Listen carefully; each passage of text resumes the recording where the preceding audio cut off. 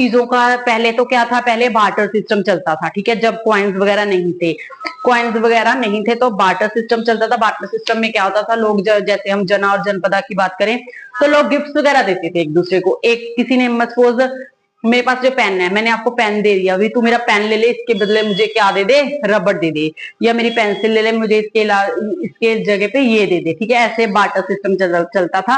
Coins use नहीं करते थे लोग एक दूसरे को चीजें लेन देने में, चीजों का आदान प्रदान करने में क्या यूज होता था, पहले बार्टर सिस्टम होता था।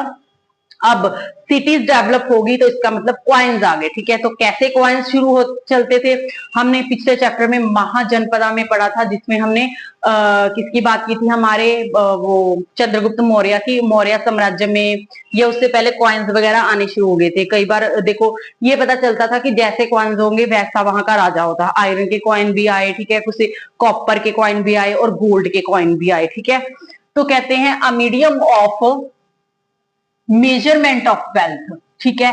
क्वाइंस को एक वेल्थ को मेजर करने का भी जरिया माना जाता था। जैसा राजा आएगा, जैसा क्वाइन चलाएगा, इट मीन्स कि उसके पास उतनी वेल्थ है।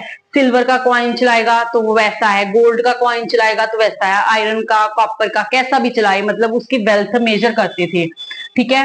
Thousand of coins belonging to this period, हमें बहुत ज्यादा क्वाइंस मिले हैं जो कि इस पीरियड से बिलोंग करते हैं। Earliest coins which were in used for about 500 years were punch marked coin, ठीक है। मैंने आपको बताया भी मौर्य टाइम में कौन सा पंच मार्क्ड क्वाइन यूज होते थे, ये हमने पिछले चैप्टर में भी पढ़ा है। 500 यही बात होगी ना, 500 ईयर एगो। तो इसमें पंच मार्क्ड कॉइन होते थे। पंच मार्क्ड कॉइन अब क्या होते थे, देखो आपकी एनसीईआरटी बुक में एक छोटा सा बॉक्स बना हुआ है, डिटेल में भी बताया गया है, बट मैं आपको मोटा मोटा ऊपर तरफ से बता देती हूँ, आप एक बार रीड कर लेना।